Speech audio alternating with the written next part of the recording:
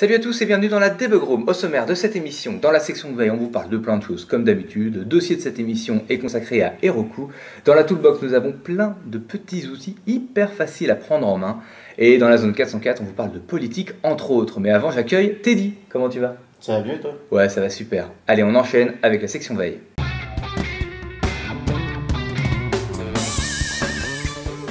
Bonjour à tous et bienvenue dans la Debug Room, l'émission du développement web et mobile, présentée par Teddy Valente et Benjamin Hazan. La Debug Room est disponible un lundi sur deux sur debugroom.fr.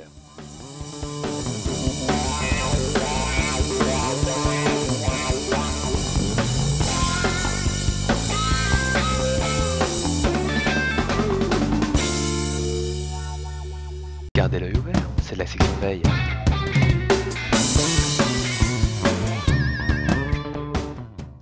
Et dans la section veille, Teddy, tu commences par nous parler du 3D Webfest. Raconte-moi ça. Eh oui, c'est une sorte de concours, festival qui s'est déroulé à San Francisco il y a une semaine ou deux. Et comme son nom l'indique, c'est le but c'est de faire des espèces de démos tout en 3D et qui fonctionnent dans ton navigateur. Ouais. Donc voilà, c'était le 13 mai, on le voit pour ceux qui sont en vidéo. Et voilà, je vous ai mis ça, c'est un petit peu ma marotte depuis le début du podcast, c'est que j'aime bien montrer un peu les démos de ce qui va être possible à faire très vite pour tout le monde dans les navigateurs. Et donc là, en plus dans le cadre d'un concours, c'est que les mecs ils se sont donnés, donc on a vraiment des résultats qui sont impressionnants. Alors il y a des fois, c'est pour ceux qui iront voir, on comprend pas trop le truc, on comprend pas, on comprend le fait que c'est une démo, tu vois, mais on comprend pas le principe. Mais il y a des fois c'est des vrais c'est pas seulement juste une démo, c'est des vraies choses utiles, de vraies applications quoi. Il y avait notamment une espèce de clip qui a été fait dans le navigateur avec une chanson de Ellie Goulding assez connue, et il y a des mecs qui l'ont mis ils ont mis la musique en image, et voilà. Donc il y en a qui sont assez impressionnants. Là, pour ceux qui sont en vidéo, on voit une espèce de caractère, de personnage de dessin animé qui est modélisé, et on peut tourner la caméra tout autour. Voilà. Ouais. 30 images par seconde et tout, ça le fait bien. Hein. Bravo les gars. C'est plein de petites démos, et comme d'habitude, on a accès au code source pour regarder comment ça marche. Et évidemment, comme c'est un concours, on a aussi les liens vers les participants. Du coup, si vous avez envie de les suivre ou de voir un petit peu ce que chacun fait, ou de les féliciter, ou de discuter avec eux, c'est possible. Alors c'est pas un hackathon, c'est-à-dire que c'est pas forcément des choses qui ont été développées dans le week-end pour cette espèce de festival. Donc c'est pour ça que parfois on a des vrais sites qui sont sortis pour le grand public. D'accord. C'est pas juste des démos, c'est ça qui est intéressant. Et des fois des choses un peu plus abouties. Donc ça c'est vraiment cool. Allez, on vous parle d'une petite chose qui est un peu d'actualité en ce moment, c'est la Google I.O. qui, pour ceux qui nous écoutent en live, et comme on n'est pas en live, ça fait donc personne. Bref, sachez que la Google I.O. a eu lieu donc le jeudi 28 mai. En tout cas, c'est le jour de la keynote. Les vidéos sont évidemment disponibles. Vous connaissez Google, elles le sont au moment où vous écouterez ce podcast. Donc, allez voir les émissions. On y parlera certainement de material design en long, en large, en travers. Voilà, c'était juste pour que vous l'oubliez pas, parce que c'est toujours un événement, la Google I.O. 2015. De toute façon, on fera un dossier s'il y a matière. Ouais, s'il y a des choses intéressantes, on fera un dossier, c'est clair. Ce sera juste une news. Absolument. Allez, parle-nous de performance dans PHP 7. Ouais, alors c'est un peu sous la forme d'une pub, mais c'est comment il s'appelle les développeurs de PHP? C'est Zend. Ouais. Qui parle des performances de PHP 7, avec quel point c'est vachement mieux que ce qu'il y avait avant. C'est la folie! Voilà. Et donc, ils nous sortent toute une liste de benchmarks avec 3 versions de PHP à chaque fois. Il y a la dernière actuelle, c'est 5.6. Oui. Et une avec HHVM et une avec PHP. Donc, bien 7. Sûr, PHP 7, bien sûr. Donc, forcément, un PHP 7, c'est toujours un peu plus rapide que HHVM.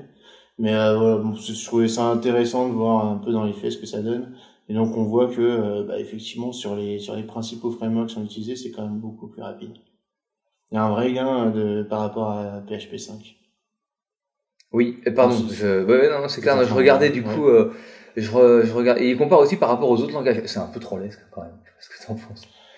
Non, trollesque non, mais il y a un côté. C'est une pub, quoi, donc forcément. Ouais, c'est un peu orienté, c'est voilà. Oui, c'est sûr.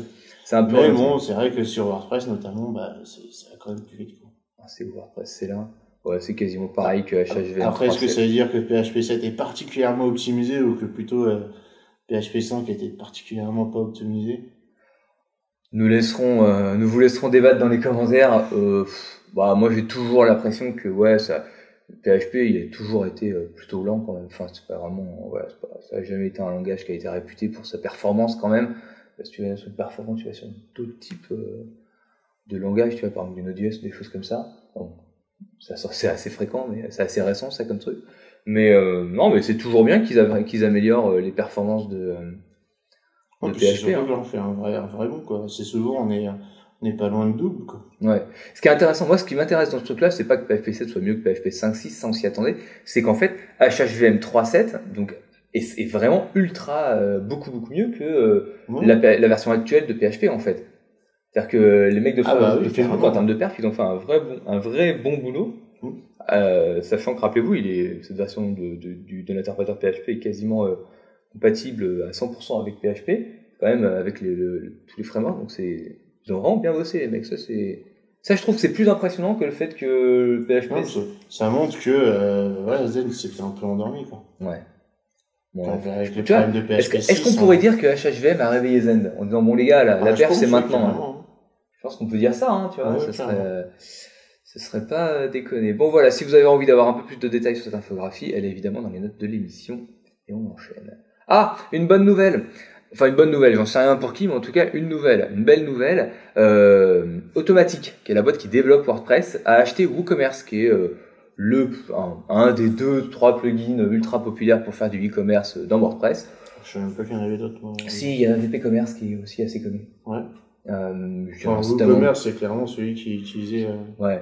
C'est clairement celui qui a gagné la bataille, quoi. Moi, je suis d'accord. Oui, je pense qu'il a gagné la bataille. À savoir qu'initialement, WooCommerce était développé par Wootem, qui est un développeur de thèmes en fait à la base. Et donc ils ont bien géré leur bascule avec WooCommerce. Du coup, ils se sont fait racheter. Alors bon, les détails de est-ce que WooCommerce c'est une boîte à part de Wootem, est-ce qu'ils ont racheté Wootem aussi, j'en sais rien. Quoi qu'il en soit, si WooCommerce avait gagné la bataille des plugins e-commerce, là maintenant c'est encore plus définitif. Ils ont été adoubés par leur plateforme de développement, donc très bien pour eux, bravo pour eux. Et puis bonne chance à WooCommerce. Toi, je crois que t'aimes pas trop WooCommerce. Déjà c'est basé sur WordPress. Non mais ami troll, vas-y, mets-toi à l'aise. On est entre nous. Non mais moi je connais pas assez le e-commerce, donc si moi j'en ai fait deux principalement. Je fais du Magento et après du WooCommerce, donc forcément la différence entre les deux elle est hardcore, et les deux c'est le jour et la nuit entre les deux, mais c'est clair. Bon, je pense que rien de plus à dire. WooCommerce, voilà, s'il y a un plugin à choisir désormais ce sera celui-là. On verra ce que ça donnera dans son développement futur. Alors, là c'est toi qui nous parle de ça. Ouais, c'est à mon tour. Là c'est un petit article que j'ai trouvé en anglais, et donc ça fait deux choses. Ça fait un tutoriel et une explication de à quoi ça peut servir dans la vraie vie réelle des sites web sur les CSS counters. Donc c'est un truc qui est assez répandu maintenant sur vous pourrez vérifier sur Can I Use, et qu'on peut commencer à utiliser et qui est vachement pratique pour pas mal de choses. Et là, ce qui est pas mal dans cet article, ce que je trouvais, c'est vraiment le côté, tiens, regarde, ça peut servir à faire ça, ou à faire ça, ou à faire ça. D'accord. Et notamment, il y a un exemple dans la suite de l'article, je vais le décrire pour ceux qui sont en audio. Ouais. C'est qu'on a des blocs qui sont, tu peux descendre encore un petit peu. Voilà. On a des blocs qui sont, des blocs de texte, tout simplement, des divs, qui sont, drag and dropables. Drag and dropables? Ouais, ça, je sais pas comment on dit en français. Et ces articles, ces blocs, ils ont des titres, donc c'est issue 1, example 1, et du coup avec les CSS counters, ce qu'on peut faire, c'est que quand tu déplaces un bloc d'une catégorie au-dessus d'un autre bloc de sa catégorie, du coup les chiffres ils sont renumérotés en CSS. C'est moi ou il y a un bug à un moment? Regarde, issue 3. Là. Ouais, c'est quand t'es en vrai. Après c'est une démo, tu vois. D'accord. Ça renumérote. Ouais. C'est fort ça. Et du coup, ça te permet de faire ça assez facilement. Donc, 0JS, si, c'est pour le drag and drop up, bien sûr. Et sinon, tu seras obligé de le faire en JS, de calculer sa position, etc. Donc, c'est pas ultra compliqué à faire. C'est juste que là, du coup, lui, il le fait un peu tout seul, en fait. Ouais, c'est clair, non, bah, c'est toujours pas... Ouais, c'est bien ça. C'est pas mal, surtout qu'en plus, tu vois, si tu fais des traitements en back-office plus des réordonnancements en JS devant, le fait que le CSS te renumérote les trucs, ouais, c'est cool. Moi, j'aime bien, franchement, c'est top.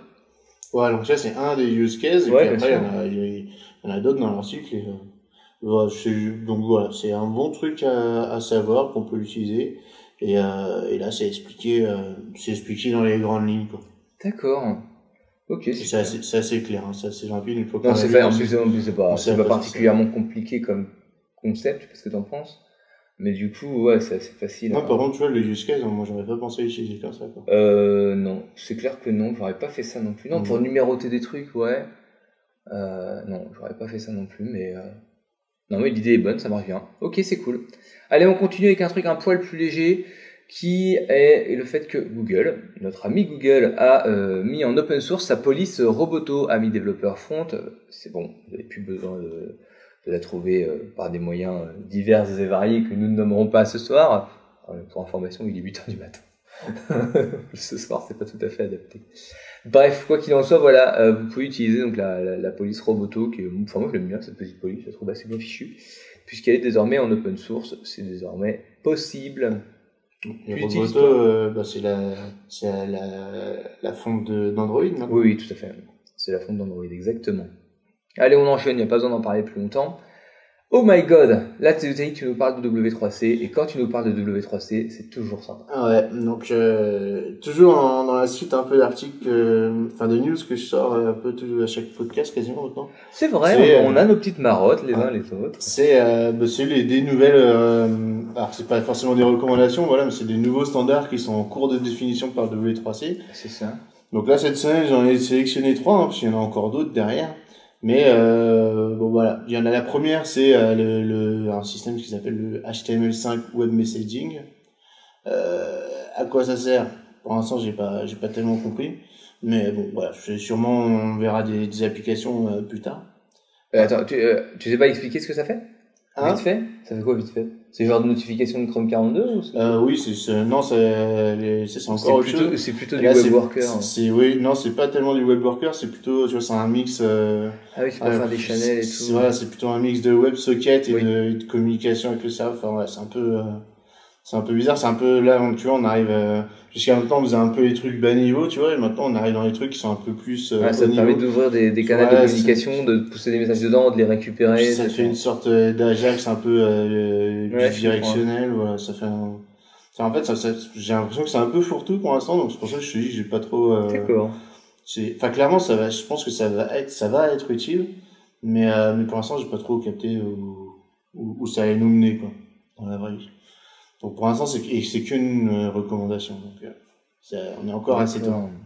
Et si par exemple ça pourrait apparemment permettre de communiquer entre différentes fenêtres de ton navigateur. Ouais. J'ai l'impression que ça passe pas par le réseau, c'est-à-dire qu'entre deux navigateurs, j'ai l'impression que ça le fait pas. Faut quand même passer par un serveur central là. C'est effectivement oui, parce que c'est vraiment deux browsing contextes dont il parle. Donc ouais, c'est genre deux fenêtres ou une iframe et un autre machin, des choses comme ça. Ok. En plus, ça a l'air d'être un peu, comme je dis, ça a l'air d'être un peu fourre-tout. La deuxième, c'est le web notification. Donc là, c'est une candidate recommendation. Donc c'est-à-dire que, grosso modo, c'est-à-dire qu'eux, ils pensent avoir fini le travail et puis ils demandent des retours, quoi, grosso modo. Donc là, ce qui est un peu marrant, c'est que du coup, on l'a déjà dans Chrome, les web notifications. Et voilà, là, c'est le standard. Qui fonctionne pareil que Chrome, hein, non? Quasiment. Oui, de toute façon, une fois que c'est passé en candidate recommendation, ça change pas grand-chose, quoi. Ça marche. Enfin, quand ça devient une recommandation, il y a pas grand-chose qui change derrière, c'est plus des ajustements. Et après, voilà, un autre truc que j'ai sélectionné, qui s'appelle le CSS3 UI. Et alors voilà, en fait, j'ai vu un article qui disait c'est génial et tout, regardez tout ce qu'il y a dedans. Moi, j'ai regardé, je fais c'est des trucs. Tu connais ça? Ça m'a paru un peu bizarre. Les min-widths, max-widths, on connaît, c'est quoi cette histoire? Ouais, mais c'est un peu bizarre, mais voilà, c'est encore c'est des choses qui n'existaient pas jusqu'à maintenant. D'accord. Parce que c'est vraiment que un working draft, quoi. Mais en fait, voilà, donc grosso modo, pour ceux qui veulent savoir ce que c'est des nouvelles propriétés CSS3 qui vont permettre. Tu vois, c'est du nouveau overflowing avec des phases. Oui, c'est ça. Donc c'est des nouvelles propriétés CSS3, enfin c'est même pas forcément des nouvelles propriétés, ça peut être des nouvelles valeurs pour ces propriétés, et qui vont permettre d'améliorer vraiment la partie interface. Mais ouais, ça va pas permettre de mettre des nouvelles couleurs, des choses comme ça, mais vraiment améliorer l'interface qu'on design avec CSS. Okay. Donc il y a vraiment là pour le coup c'est assez touffu. Il y a énormément de nouvelles choses. Et c'est long, ça, ouais. Et ça n'en finit pas de scroller. Et c'est encore tôt pour aller voir ce que ça fait dans les faits parce que c'est pas. D'accord, mais s'il y a des choses intéressantes, on vous tiendra au courant. Ouais, mais bon, en tout cas, tu vois, le CSS3, c'est pas fini encore. C'est clair. Sachant que là, c'est une working draft, donc c'est un brouillon de travail, quoi, donc ça change beaucoup à ce niveau-là. Et la date du 19 mai, hein, donc c'est tout frais, tout neuf, donc ne prenez pas pour argent comptant ce que vous voyez dans ce document, c'est encore, voilà, et pour tous ceux qui sont curieux, comme d'habitude. Tous les liens sont dans les notes de l'émission. Ouais. Et ce que je trouve marrant, tu vois, c'est que HTML5, CSS3, ça a mis du temps quand même à venir. Ouais. Et par contre, là, du coup, il s'arrête plus, quoi. C'est la folie, plus personne ne s'arrête, ça continue encore et encore. Mais en fait, voilà, il subdivise beaucoup les différents éléments, et c'est pour ça que là, ça s'appelle CSS3 UI, on a dit, bah non, mais CSS3, c'est déjà sorti, c'est un subset encore c'est des ajouts de... Bon, ok. Allez, on continue. Et cette fois-ci, je vous emmène dans les étoiles. Et pas avec n'importe qui, avec la NASA. Et oui, la NASA, parce que elle nous a proposé, et notamment mis à disposition, des API via le NASA Data Portal pour justement avoir accès à un ensemble de données qui vont nous permettre d'avoir accès à toutes les informations que la NASA a recueillies, qui sont évidemment des informations publiques. Hein. Ne pensez pas... avoir accès à l'ensemble de tout ce qui est disponible. Évidemment, il vous faut une developer key pour y avoir accès, mais quoi qu'il en soit, voilà, là, il y a pas mal de choses dedans. Évidemment, il y a des galeries de photos, il y a des photos satellites, il y a des photos de l'espace prises par Hubble et l'ISS, et tout un tas d'autres fonctions dont je dois vous admettre que je suis pas assez calé en physique et en sciences de l'espace pour vous expliquer de quoi il y retourne, mais quoi qu'il en soit, si ça vous plaît, ça vous intéresse et vous avez des applications à faire autour de l'espace et des photos astronomiques, peut-être que ces API fournies par la NASA peuvent vous aider. En tout cas, voilà, c'est une initiative qui est récente, donc il fallait la saluer. Est-ce que toi, tu as déjà fait une application qui pourrait avoir besoin d'API qui tournent autour de ça? Non, moi non plus. Non, malheureusement, moi non plus. Bref, voilà, pour les curieux de l'espace et ceux qui ont la tête dans les nuages, vous avez le lien dans les notes de l'émission. On enchaîne avec des statistiques. Qu'est-ce que c'est que ça? C'est juste la page de statistiques de RubyGems, et la news, c'est qu'on a dépassé les 5 milliards de downloads de gemmes sur rubygems.org. Oh my god! Ça, c'est un truc pour les rubistes. Ouais, les rubistes. Et en fait, j'ai mis ça, tu vois, c'était il y a 1 ou 2 semaines, on a passé la barre des 5 milliards, et on est déjà à 200 millions de plus quasiment. Et j'ai mis ça parce que c'est une remarque qu'on m'a fait, on m'a dit il y a 2 ou 3 semaines que ça commence à être un peu mort, ça on en parle moins, et en fait on voit que c'est pas du tout mort, hein, c'est juste que du coup c'est comme ça fait 10 ans qu'il existe quasiment, et le truc il est un peu stable, tu vois, notamment au niveau des gemmes, à peu près tous les besoins sont déjà couverts. Ouais, donc du coup, il n'y a pas de nouvelles gemmes, ou alors des gemmes vraiment spécifiques qui ne sont pas forcément... Et du coup, tu peux nous parler des 5 milliards, quoi. Des gemmes un peu populaires, ou c'est quoi la différence de RAK, RAKE et RACK? Alors, RAK, c'est un truc qui va te permettre de commande line. Ouais, c'est ça. Grosso modo, RAK, c'est ce qui va te permettre, c'est toute la stack qui te permet de gérer une requête HTTP quand elle arrive, ça passe par différentes d'accord, c'est le et après tu peux plugger des gemmes dans un certain niveau du rack. Okay. Active Support, c'est une espèce de librairie. Tor, là, je sais pas. Bon, grosso modo, de toute façon, c'est encore un truc pour construire des commandes line. Ouais, c'est un truc sur lequel doit se baser RAK. Ouais, mais voilà, grosso modo, t'as les 6 premiers, c'est des dépendances de RAK, de toute façon. Donc, ah oui, d'accord. Quand tu prends Rails, c'est tout ça qui vient avec. Et puis en dessous, c'est aussi des Active Record, Action Mailer, Active Source, Active Ressources. Ça, j'imagine que c'est pour les fichiers statiques, non? Non, je sais plus ce qu'il fait Active Ressources. Ah bah oui, c'est la partie reste. La partie reste. Ok, bon allez, on continue. En tout cas, c'est bien. Bravo à Ruby, amis rubistes. Continuez votre chemin. Tout va bien. Alors, enfin, et il est pas trop tôt, Twitter a décidé, après le combat Meerkat et Periscope, le rachat de Periscope par Twitter, le fait que Meerkat a sorti il y a peu leurs API pour essayer de contrer la croissance folle de Periscope, et bien ça y est, Twitter se décide enfin d'ouvrir la possibilité d'uploader des vidéos directement à partir de leurs API REST. Je dirais que ce n'est pas trop tôt vu à quel point le format vidéo est en train d'exploser.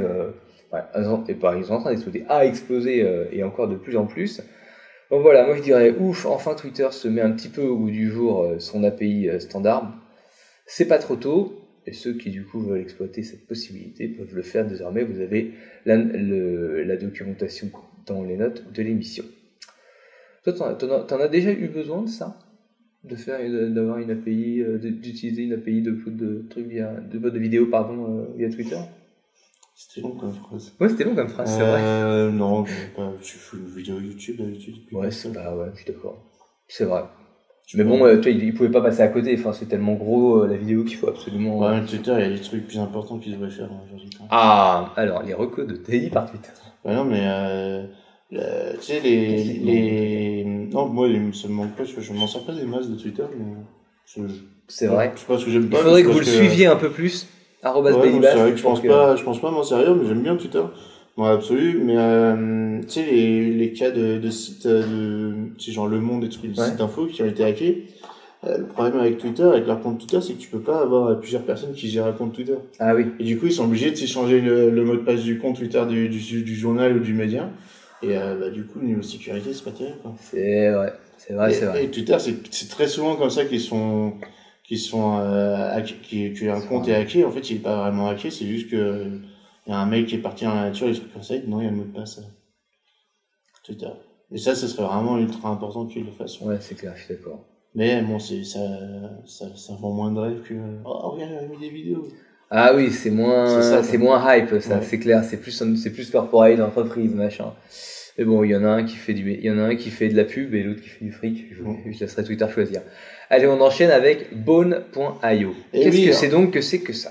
C'est encore un framework JS pour faire du real-time single page HTML5 apps, comme ils disent. C'est encore un, quoi. Donc j'ai le droit de souffler, dire j'en ai marre, encore un autre. Ouais, tu peux. Tu souffles, hein, si tu veux. Donc c'est encore un truc qui est en bêta, hein, c'est la version 0.8.9.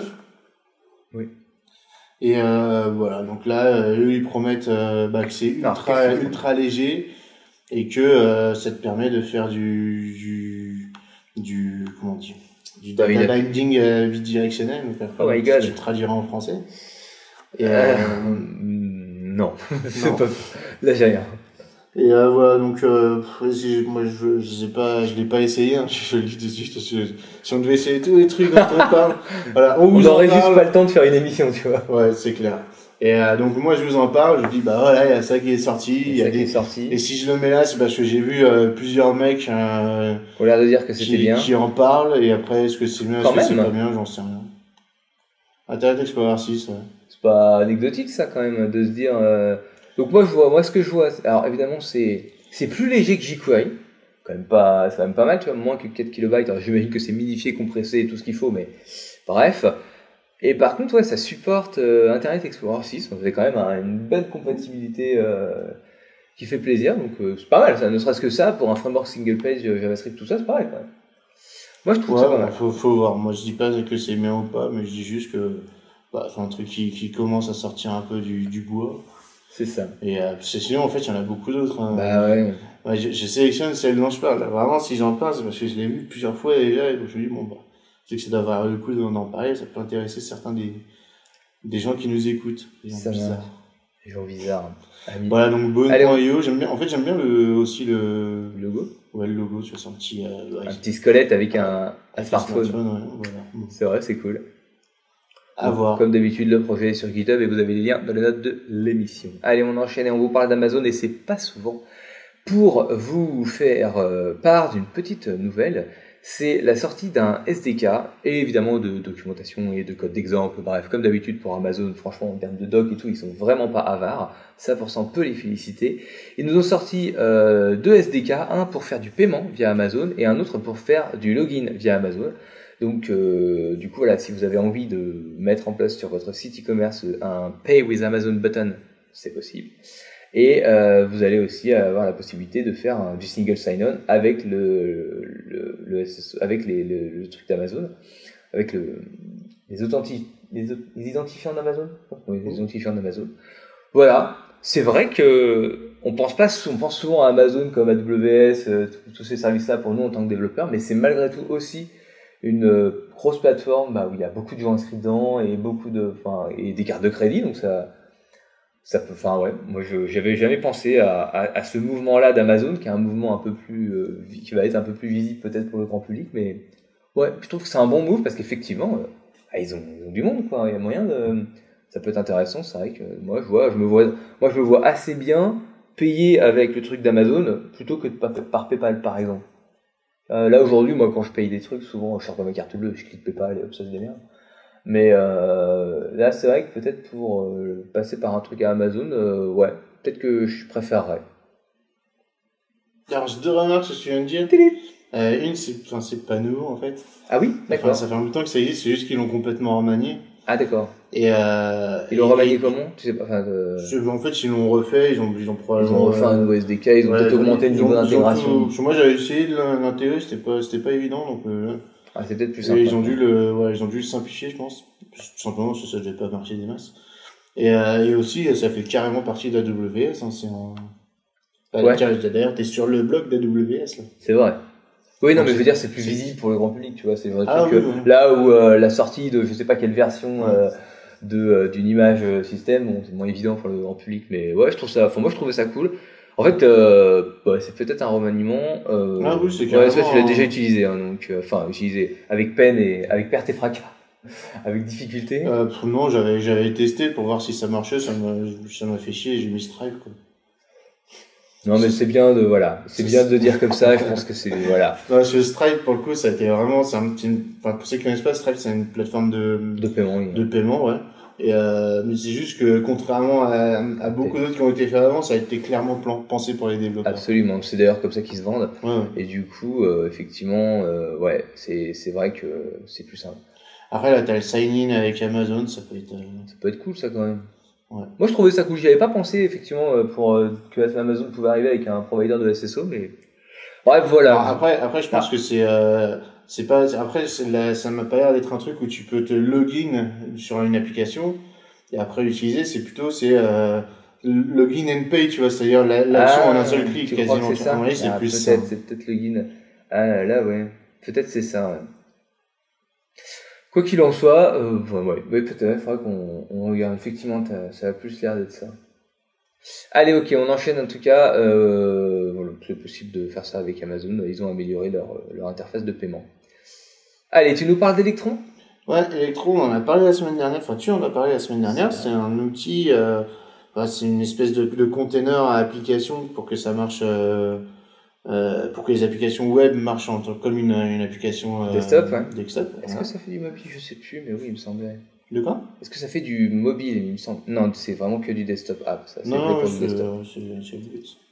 Et du coup, on a trouvé que c'est plutôt pas mal. Oui. Et moi, je vous ai trouvé alors c'est un repo GitHub, donc c'est juste une liste de liens finalement, mais avec pas mal de ressources pour. Alors c'est classé en catégorie, mais c'est des ressources pour aller voir des projets open source qui ont été codés avec Electron. Donc du coup, c'est open source, on peut aller voir comment ça a été codé, c'est ça qui est génial. Alors il y a les closed sources, c'est-à-dire que c'est des trucs qui sont fermés, je vois pas l'intérêt, parce que de toute façon on peut pas voir comment ça marche, mais on peut voir ce que ça peut donner derrière. De la notoriété, tu vois, le fait que Slack soit codé avec Electron, ou Visual Studio Code, je sais pas trop ce que c'est, mais voilà. C'est le Free Cross Platform IDE. Ah oui, c'est un truc c'est écrit là. Je sais pas. C'est le genre de choses, ça donne un peu de légitimité à la plateforme quand même. Slack, mine de rien, c'est connu. Ah oui, c'est pour ça que je disais Slack et les trucs de Microsoft, je trouvais ça cool. Donc voilà, après, à côté de ces trucs-là, pour apprendre comment ça marche et voir qu'effectivement il y a des vraies entreprises qui s'en servent, on a une liste d'outils, on a une liste de composants déjà faits. Donc voilà, tout simplement les menus barres, etc. Une liste de tutoriels, de vidéos, et puis les endroits où on peut aller en discuter de ça. Donc je trouve que c'est un super bon point d'entrée pour ceux qui étaient intéressés, qui se disent tiens, je voudrais bien tester, voir comment ça marche.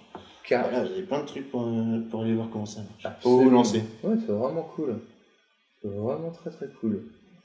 Ok. Mais moi, c'est vrai que j'aimerais bien faire un petit dossier là-dessus sur Electron Antigen. C'est vrai que ça serait cool. Ouais, voir. Parce que là, tu vois, Est-ce qu'on peut mettre tout dedans dans Electron? Là, je sais pas, j'ai une application Rails, ou j'ai une application PHP, et puis j'en ai une autre en Node. Est-ce qu'on peut les foutre dedans dans ça? Je pense pas. Je sais pas comment ça marche dans le détail. Je crois que c'est qu'un moteur WebKit, donc c'est Node.js, HTML5 et c'est tout. Ah, c'est tout, c'est comme ça. Je crois pas que tu puisses mettre. De mémoire, il y a que ça là-dedans, il y a que ça comme techno. Hein. Il y a, tu vois, c'est HTML. Pour moi, c'est un Node.js et c'est tout. Hein. En termes de tout. C'était plus côté conteneur en fait. Non, il me semble pas. Je me souviens pas avoir compris ça comme ça. Non, mais c'est ça, c'est écrit là, Node.js. Je me rappelle plus. Pour moi, tu mets que du Node.js dedans, parce que ça, c'est que c'est vrai, c'est un outil pour faire une application desktop en JS, quoi, ce qui est bon, un truc que tu fais habituellement.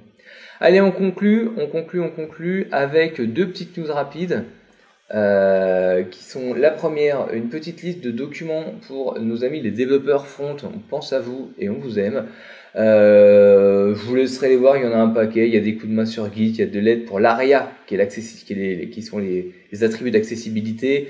Vous avez des histoires autour des service workers qui sont pas assez utilisés à mon sens, la gestion des images cassées dans les différents navigateurs, un grand manuel sur le responsive, des éditeurs de typo, et j'en passe, de l'ECMAScript 6, t'as vu, je m'en sors pas mal, des clés de code, bref, on va pas vous les lister, il y en a une vingtaine.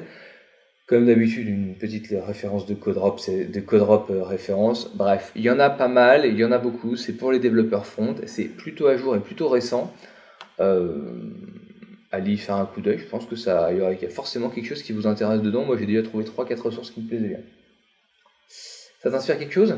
Bah oui, toi qui as du mal à trouver des trucs dans la toolbox, pourquoi tu gardes pas cet article-là dans un coin? Toutes les semaines, tu nous ressors. Non, parce que moi, je suis généreux. T'as jusqu'au numéro 5 pour faire des toolbox, quoi. Mais non, c'est parce que moi je veux le donner au monde, je veux que tout le monde puisse se servir. Non, mais oui, j'aurais pu faire ça, mais voilà, ma générosité a pris le pas sur le truc. Allez, tu conclus et en beauté avec Heroku. Et oui, du coup, ça fera lien aussi avec le dossier. Ah, mais quel enchaînement, c'est prévu tout ça. Oui. Mais là, voilà, c'est vraiment la dernière news d'Heroku, c'est que, alors Heroku, jusqu'à maintenant, niveau, entre guillemets, stockage des données, on avait que, Postgre qui était proposé par Heroku directement. Ouais. Et ben là, en fait, c'est une annonce comme quoi ils vont faire ils ont mis Redis en bêta. D'accord. Donc on pourra avoir, voilà, c'est pas l'un ou l'autre, on pourra avoir les deux en même temps. Et là, pour l'instant, c'est une bêta qui est ouverte, mais qui est gratuite. Et on a le droit à, je crois, c'est 20 mégaoctets de mémoire, un truc comme ça. D'accord. Bah, vous pourrez vous y aller voir, hein, pour ceux que ça intéresse, mais voilà, ça bouge chez Heroku pas mal en ce moment. Et ils ont été rachetés il y a quelques mois par Salesforce, ouais, donc du coup, il doit avoir un peu de sous à dépenser. Je pense que c'est vrai que ça bouge pas mal ces derniers temps. Ouais, donc de toute façon, je vais revenir dessus, enfin on va revenir dessus plus en détail dans le dossier qui suit. Exactement. Ça conclut la section veille et on enchaîne avec le dossier. Assez rigolé, c'est le dossier.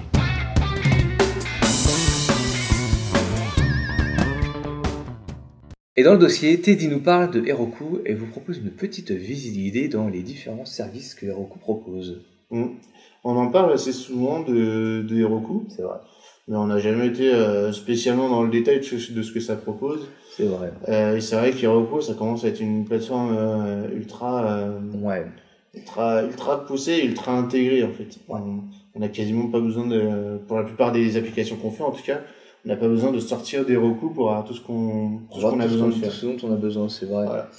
Et rappelez que ça s'appuie sur les serveurs d'AWS, si je ne me trompe pas. Oui, c'est ça. C'est une version simplifiée d'AWS, on pourrait présenter ça un peu comme ça. C'est pas vraiment simplifié, c'est plutôt une version managée. Ouais. C'est comme si AWS était l'équivalent d'un serveur dédié qu'il faut que tu installes des trucs dessus.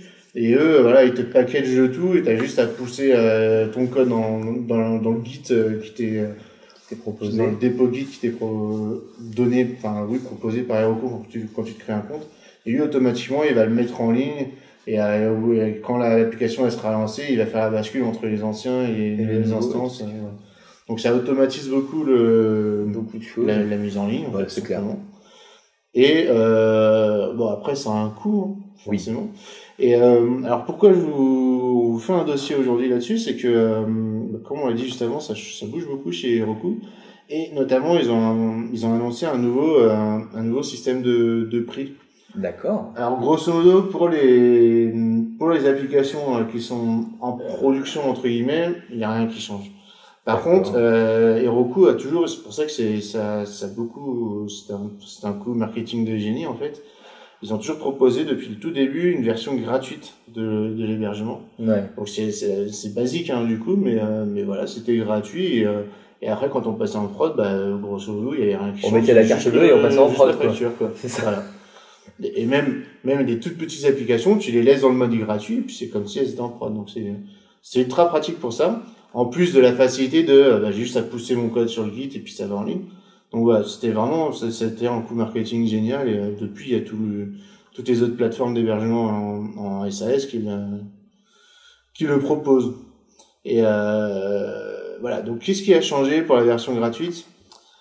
Jusqu'à maintenant, on avait juste ce qu'ils appellent un dino, donc c'est une instance finalement toute petite qui coûte $0.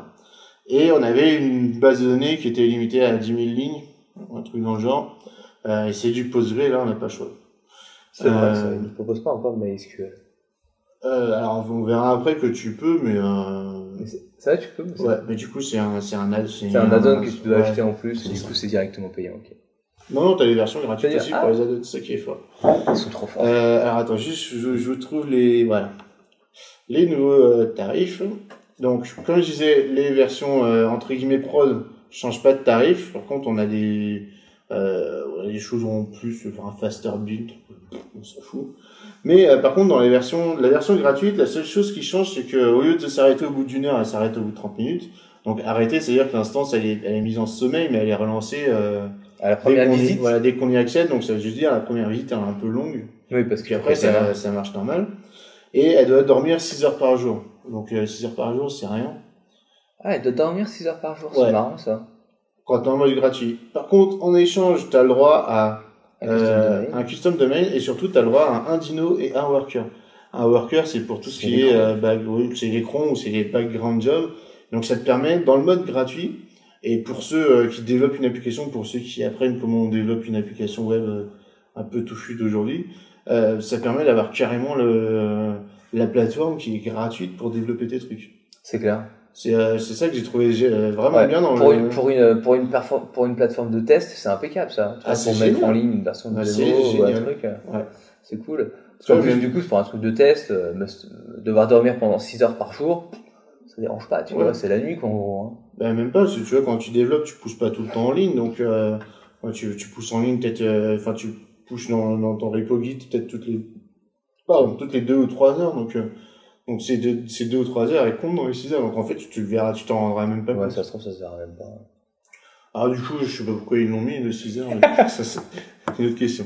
Et on a une deuxième version un peu, moins chère, qui est à $7 par mois. Et là, c'est la même chose qu'on a, mais sauf que, c'est la même chose que dans la version gratuite, sauf que là, ça dort jamais. Voilà. Et alors pourquoi ils ont fait ça? Parce que c'était une demande des développeurs et il y avait pas de demi-mesure entre le niveau gratuit qui pour le coup était ultra léger et le niveau payant qui était tout de suite à $25 par mois minimum. D'accord. Voilà. Plus la base de données qui est à $9 minimum pour pas être limité à 10 000 lignes. Mine de rien, 10 000 lignes, tu dis c'est beaucoup. Non, et tu fous un peu de données de test, c'est fini. Ah, clair. Ouais. Moi, je m'en suis rendu compte, mes dépens, plusieurs fois. Donc voilà, donc surtout qu'en plus, le message d'erreur des 10 000 lignes, il est pas hyper évident, quoi. C'est-à-dire ça te dit pas, t'envoies un mail, ils disent, t'arrives quasiment à la fin, d'accord, je savais pas, moi Si, sûr. D'accord. Et après, de toute façon, c'est une version gratuite, donc forcément, t'as pas le même niveau de... Ouais, c'est clair.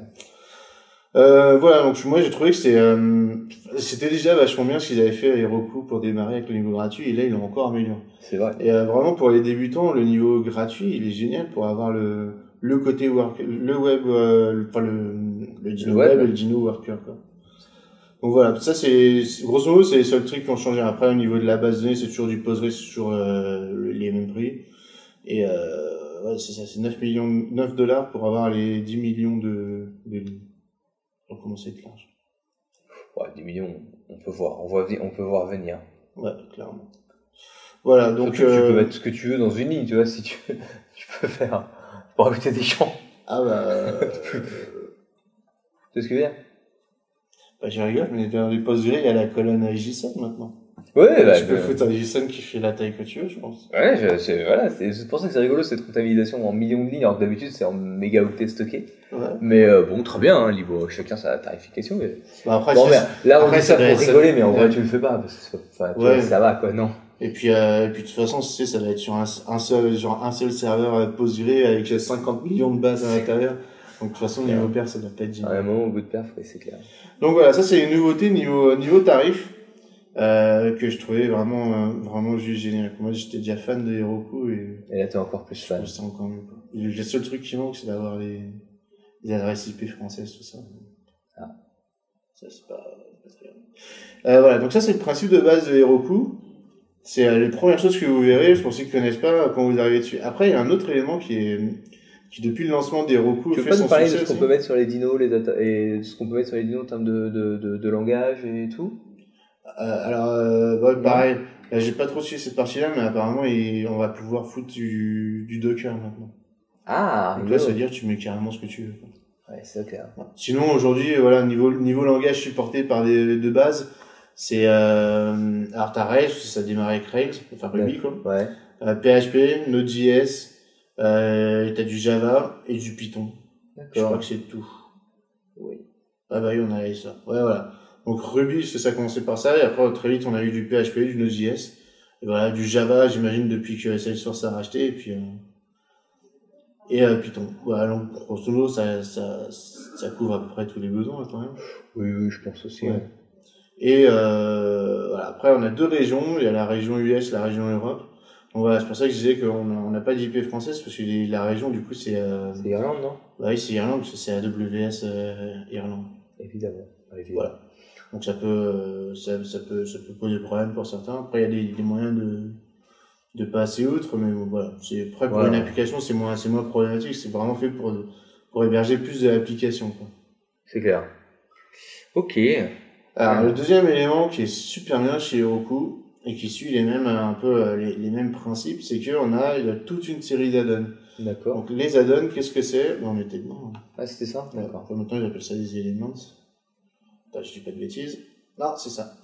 Et alors, qu'est-ce que c'est que ces add-ons? C'est en fait c'est des services qui existent. C'est des services d'autres startups ou d'autres boîtes qui les vendent par eux-mêmes. C'est-à-dire genre je peux choper. Notamment il y a Mailchimp. Là c'est ça, je pensais à Mandrill, voilà. Des API d'envoi de SMS et des choses comme ça. Il y a tout ça. Il y a New Relic APM. Et tout ça, donc quand vous avez créé une application avec un compte, etc., vous avez accès à tous ces add-ons. Alors comment ça s'installe?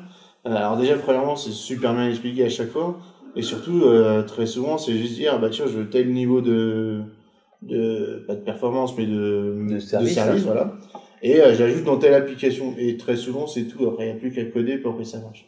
Donc il n'y a pas d'installation, il n'y a pas de mise en place.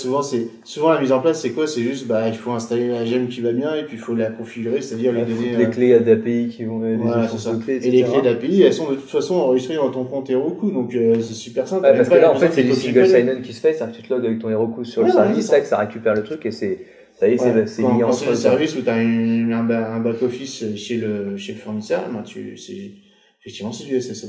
D'accord, c'est cool ça. Donc du coup c'est ultra simple, et quasiment enfin dans 99% des cas c'est du push button, quand tu cliques c'est installé. Voilà, et surtout tu as un niveau gratuit. Alors ça me fait plaisir. Qui est plus ou moins large, hein, mais je vais en prendre un au hasard, un Redis to Go par exemple. Le niveau gratuit il est à on a une instance de 5 mégas avec une base de données.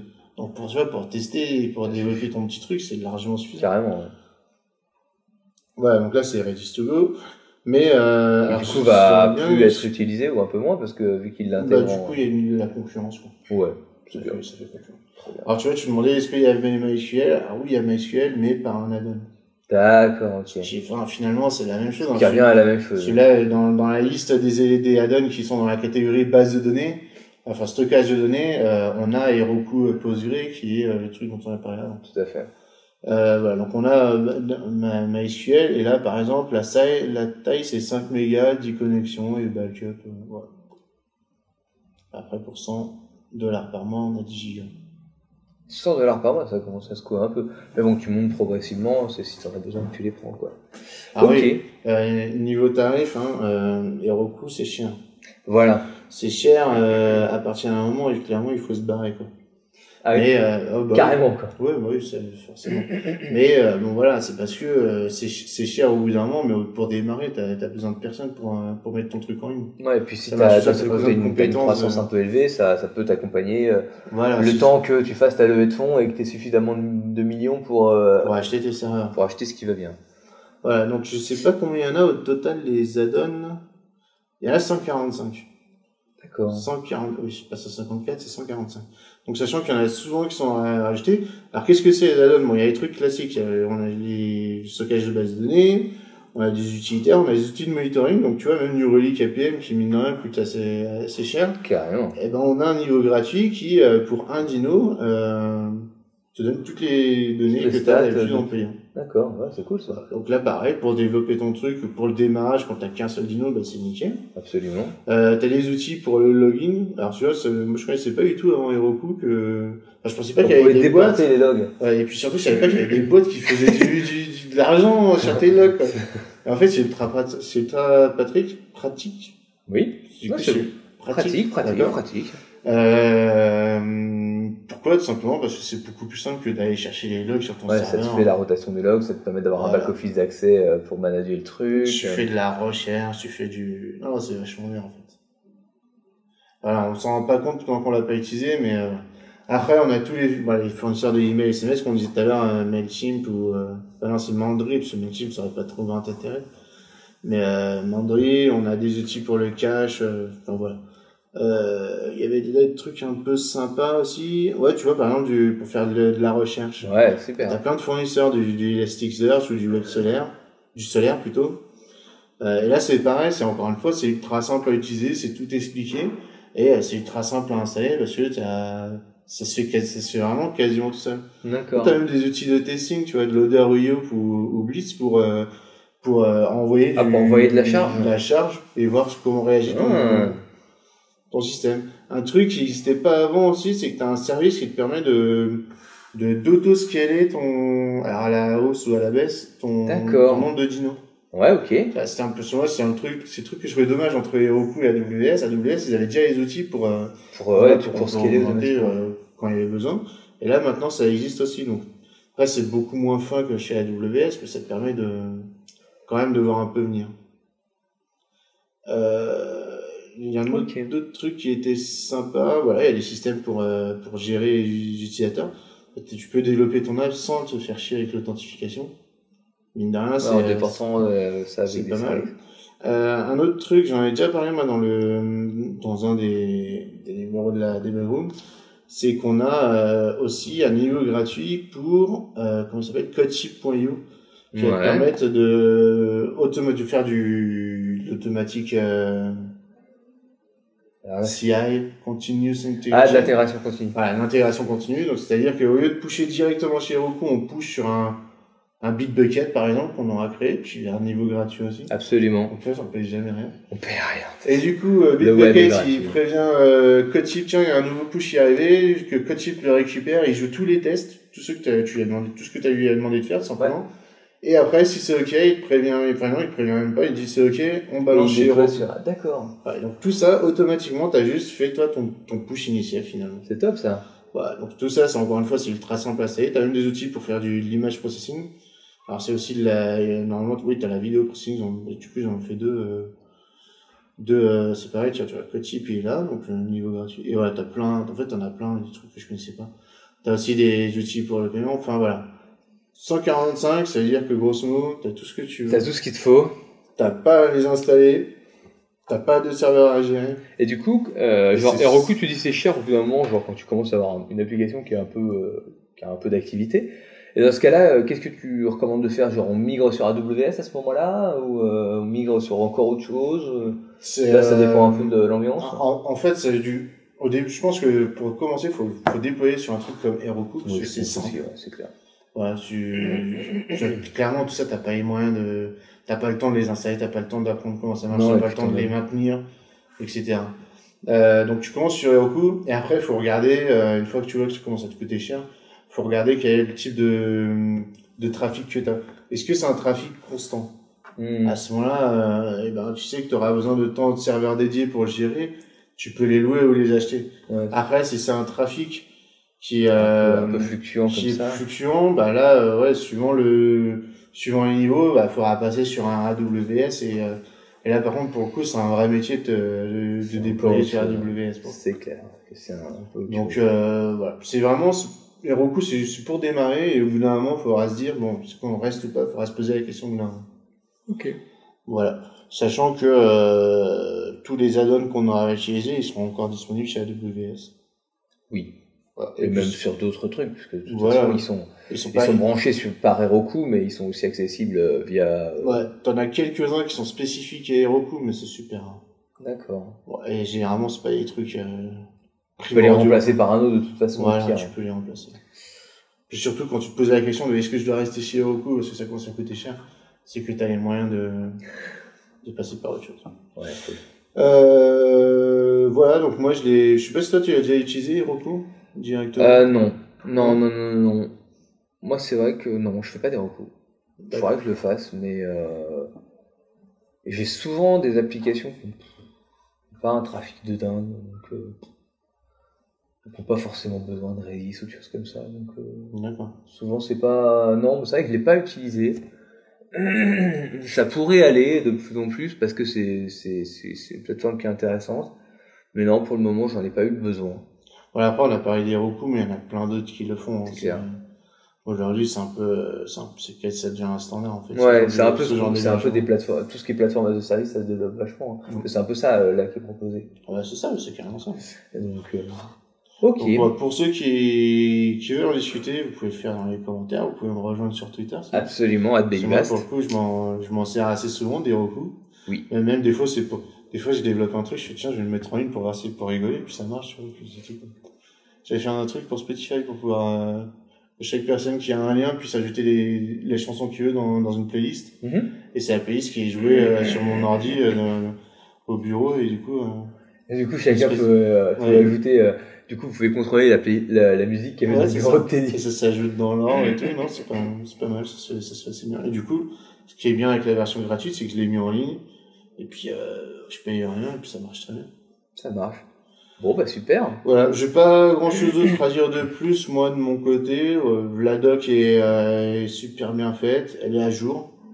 Et depuis que ça a été rajouté par Salesforce, ça donne encore un peu plus de légitimité à cette plateforme, hein, parce que vraiment, voilà. Salesforce, tout le monde connaît, et voilà. Ok. Bon, non, moi, je pense que j'ai fait le tour. On conclut le dossier là-dessus. Voilà. Et on enchaîne avec la toolbox. La toolbox. Et maintenant, ouvrons la toolbox.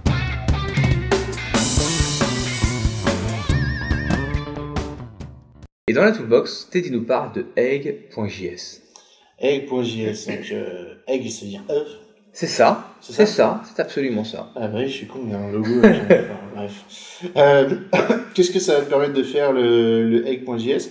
C'est de rajouter ce que tu veux en fait, jouer le code JavaScript que tu veux. Ouais. Une fois que la personne qui est sur le site aura tapé un Konami code.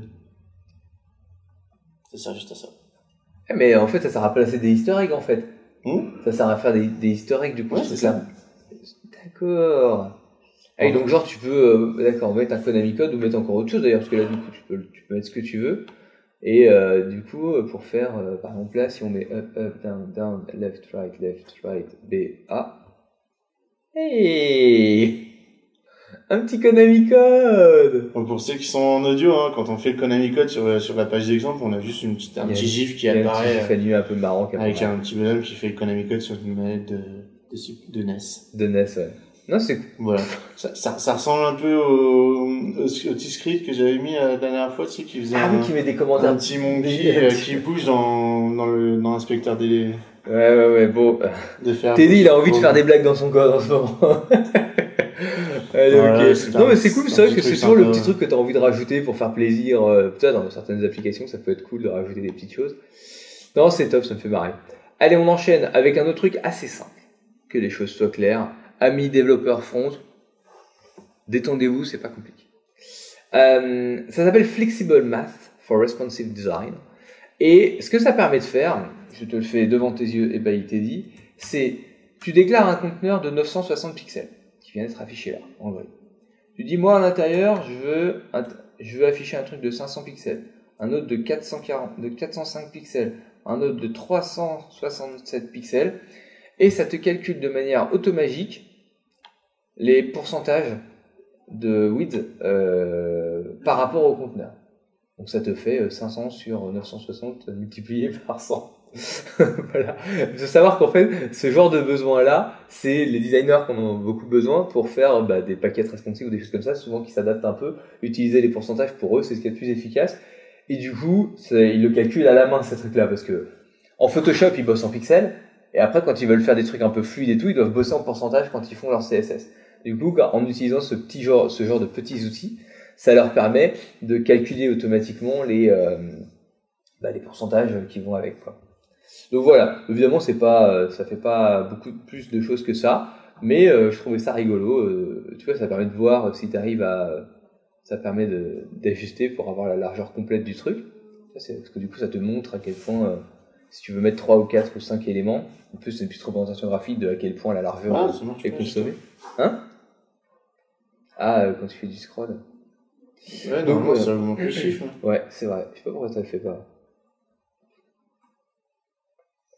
Ouais, c'est ça, je pense. Ouais. Ah, c'est pas la folie, hein, c'est un truc assez simple. Mais c'est vrai que, il y a pas mal de développeurs. Enfin, moi, je vois les développeurs front que je rencontre, ils doivent faire ces genres de calculs-là. C'est pas forcément un plaisir de se le faire à la calculatrice. Voilà, un petit outil pour les faire tranquillement. En plus, il a une petite représentation graphique qui est pas moche. Il vous file après le code CSS juste à côté, donc il y a pas de raison de s'en priver. C'est Cody Brunner. Voilà. Bon, moi, c'était simple. Il y a pas de magie. Allez, on enchaîne avec HTTP2 Checker. Alors là, c'est encore plus con, c'est juste un outil pour on met une URL et il nous dit est-ce que l'URL est compatible HTTP2 ou pas. Ah, c'est rigolo. Alors attends, et nous, on est compatible HTTP2 ou pas? Bah, je pense pas. C'est rien. Je pense pas non plus, mais en tout cas, on n'a rien fait pour. Non, il n'y a pas de support HTTP2 sur la debug room. Nous, on n'a rien à faire de HTTP2. Ça sert juste à ça, du coup, je vois pas trop à quoi ça sert. Si t'es en train de l'implémenter, ça te fait un petit outil de test. Ouais. Bon, voilà. Pas la folie, mais c'est toujours ça de prix. Ok. Je me suis dit, ça pouvait servir peut-être un jour à quelqu'un, donc je l'ai mis là et voilà. Comme ça, vous savez que ça existe. Exactement. Voilà, ça conclut une toolbox facile et légère. Et on enchaîne avec la zone 404. En avant dans la zone 404.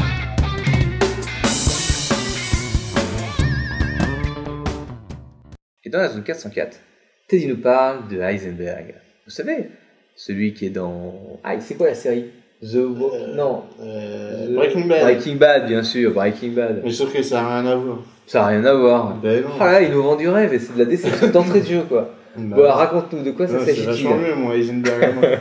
C'est un nouveau synthétiseur de AudioTool, donc c'est un synthétiseur virtuel, quoi. D'accord.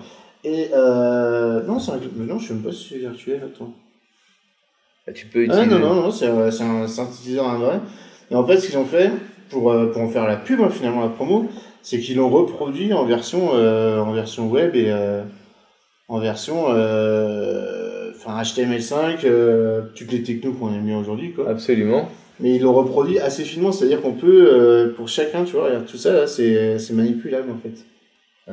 Tu regardes les potards, tu cliques dessus, tu peux les changer, tout ça. Et du coup, tu peux reproduire tous les sons, tous, je sais pas, mais en tout cas, une bonne partie des sons qui seront possibles avec le synthétiseur quand tu l'auras acheté. Tu peux déjà le tester dans ton navigateur et de façon, je pense, relativement fidèle. Ok, attends, donc ce que tu es en train de me dire, c'est que Heisenberg, c'est le nom du synthétiseur, mais genre le synthé, quoi, en fait. Ouais. Le truc avec le clavier, tous les boutons devant, machin, d'accord, que tu peux acheter, et eux, ils en ont fait une petite version HTML5 pour pouvoir montrer un petit peu toutes les possibilités.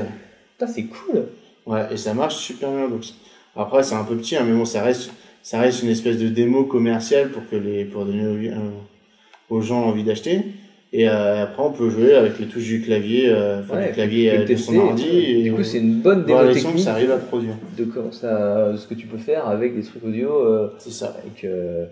Avec de l'audio, l'API audio de HTML5. C'est tout ça.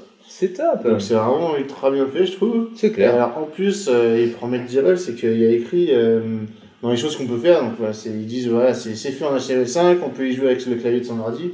Et en plus, on peut connecter son clavier MIDI et Google Chrome apparemment est capable de lire ça. Ouais. Il faut juste activer le web MIDI et du coup, tu peux accéder à l'interface MIDI via Chrome.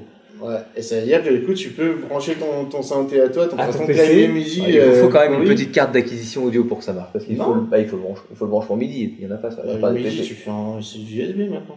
MIDI, maintenant, c'est plus que le protocole qui parle toujours en MIDI, mais ça passe par USB. Ah, d'accord, je savais pas, mais je pensais qu'il fallait encore une carte d'acquisition audio. Moi, j'en fais, c'est encore d'acquisition audio. Mais j'ai du vieux matos. Voilà. Forcément, c'était du matos d'avant-guerre. Alors voilà, c'est ça. Avant la guerre du Vietnam, ouais. Ah, putain. Mais ouais, non, je savais pas que Google Chrome était capable de choper du MIDI comme ça. C'est vrai, c'est fou. Hein. Mon Dieu, le web est partout. Ce sera la plateforme du futur. Allez, assez de pronostics pour le futur pour que je me trompe encore une fois. Et je veux vous parler d'un blog qui s'appelle Geek Me Up.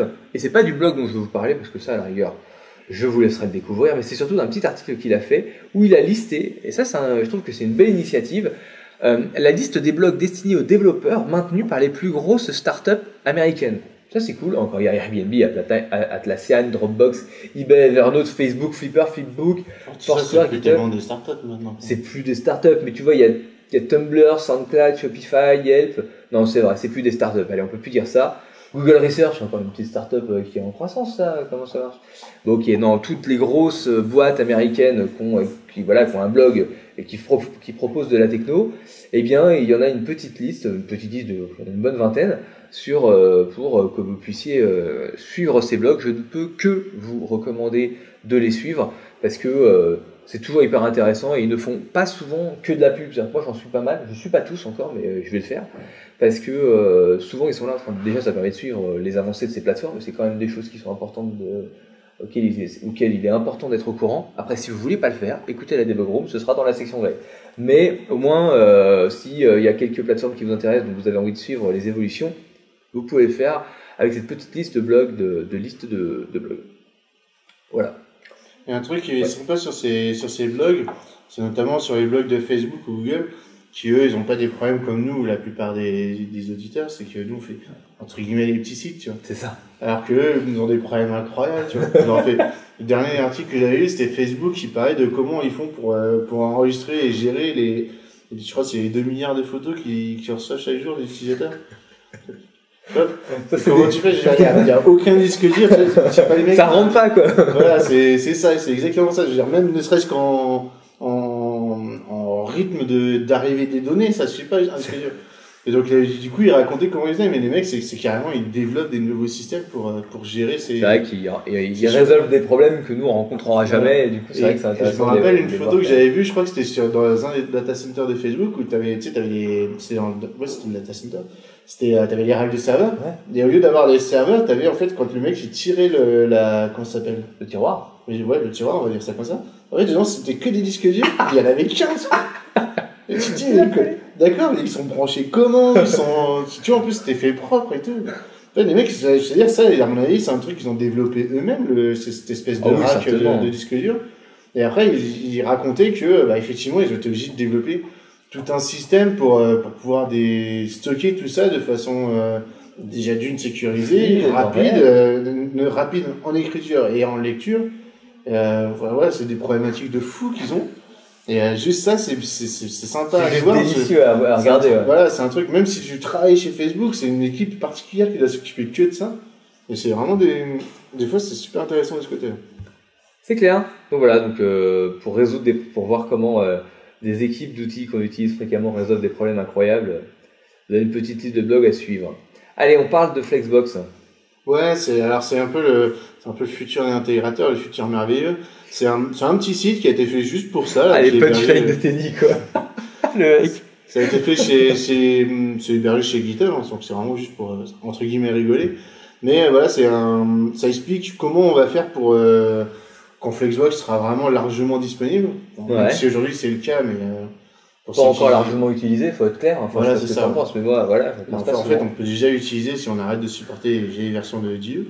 Mais voilà, on a tous eu, quand on faisait du CSS, des problèmes de positionnement. C'est clair. Là, un des exemples qu'il donne, mais tu vois, le footer qui reste en bas. Ouais. C'est casse-pied à faire, tu vois. Bah ouais, c'est chiant. Sauf si tu fais, enfin voilà, c'est pas évident à Ça faire. passe pas bien dans tous les navigateurs, ça passe pas bien sur les différents formats. Et clairement, avant, le HTML, le CSS, c'était pas fait pour. Alors que là, bah, du coup, il te montre en détail et, dans le navigateur, tu vois, avec un code pen ou un truc dans le genre, que, enfin, non, c'est même pas un code pen, c'est juste la page en elle-même.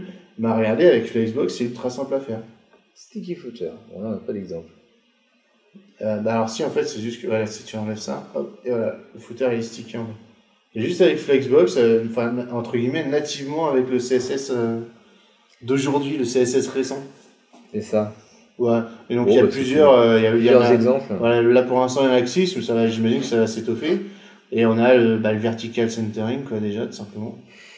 Le truc qui a cassé les pieds à tout le monde. C'est clair. Bah, le truc qui a généré le plus d'articles de CSS au monde. Comment je fais pour centrer verticalement? Eh ben, tu fais du Flexbox comme tu aurais déjà dû faire depuis des années. Allez. Bref. Encore une fois, toujours plus de Flexbox et toujours plus de bonheur pour les intégrateurs. Allez, punchline de fou. Allez, on enchaîne avec Prime Minister de Singapour. Ouais, c'est le Premier ministre de Singapour qui a partagé en fait un tout petit code C++ qu'il avait fait il y a longtemps et qui permettait de résoudre un sudoku. Hey. Alors tu vas me dire, ouais, on s'en fout un peu, non? Et c'est juste que je trouve ça sympa que, tu vois, à Singapour, ils ont un Premier ministre. Alors là-bas, le Premier ministre, c'est comme le président ici, hein, tu vois, c'est celui qui a tous les pouvoirs. Au-dessus de lui, il n'y a que la reine, quoi. Et enfin, j'espère que je dis pas de conneries, hein, mais... C'est quoi Singapour? Je sais pas. Singapour, il me semble que c'est... Je ne pas encore avec Singapour. Il me semble que c'était anglais. Oui, je pense. Et donc, ils ont gardé le même... c'est devenu une démocratie monarchique, et puis ils ont gardé la reine. Je pense qu'ils n'ont pas gardé la reine, peut-être que si, mais en tout cas, ils ont gardé le titre de qui chef, c'est le Premier ministre. Ok. Et donc voilà, je trouvais ça sympa qu'ils aient un Premier ministre qui tu vois, quand on regarde son code, bah voilà, c'est du C++, le mec, il savait coder un minimum, tu vois, à l'époque. C'est pas la folie, c'est pas l'application du siècle, mais c'est propre. Voilà, mais tu vois, il sait ce que c'est que coder. Alors cool. Que je suis sûr que tu demandes à n'importe lequel des mecs en France, il a aucune idée de ce que ça veut dire. Est-ce que tu penses que notre ministre de Nouvelles Technologies est un petit peu au courant quand même? Non, je suis sûr que non. Je n'ai aucun espoir pour la politique française. Et en soi, tu vois, on va pas leur demander de savoir écrire du C++ pour résoudre le sudoku. C'est juste qu'on voit bien je trouvais ça sympa que leur premier ministre, voilà, ce soit vraiment un mec qui soit... C'est pas juste un mec qui a fait de la politique l'ENA et puis c'est réglé, quoi. Il s'est intéressé à plein de choses et notamment, bah voilà, il savait écrire ça, quoi. Et du coup, ce qui était sympa, c'est qu'il avait fait un discours où il disait, bah voilà, moi je suis pour les nouvelles technologies, tout ça. Et il avait dit, bah ouais, moi quand j'étais, entre guillemets, quand j'étais plus jeune ou quand j'étais encore étudiant, j'avais codé quelques trucs. Et du coup, bah pour voir, peut-être c'était pour voir si c'était vrai. Il y a des gens qui lui ont demandé sur Facebook ou Twitter, je sais plus, de partager le code, et puis du coup, il l'a fait sur Google Drive. C'est ça. La balance, c'est le code sur Google Drive, donc il y a le petit exe, le code c'est les sources, le fichier de test qui fait une démo de comment il a été. Du résultat. Le résultat, et la petite licence. Qui a mis quoi comme licence? MIT quand même. Elle fait non, c'est à moi. Licence fermée complètement. Bref, voilà. Alors, je trouvais cool. Ça vraiment sympa. Je trouvais ça. Enfin, surtout, ouais, ils ont l'air d'avoir des zones politiques intéressantes. Ouais. Absolument. Et ben, ça conclura notre zone 404. On vous remercie de nous avoir suivis. Comme d'habitude, si vous ne voulez pas rater des émissions, abonnez-vous à la chaîne. Suivez-nous sur Twitter, sur Facebook. Bref, on est partout. N'hésitez pas à mettre des notes sur iTunes aussi. Sur iTunes, effectivement, on en a besoin pour que les gens découvrent cette émission de qualité que vous appréciez. Nous, en tout cas, on vous apprécie et on vous dit à dans 2 semaines. Salut à tous. Salut.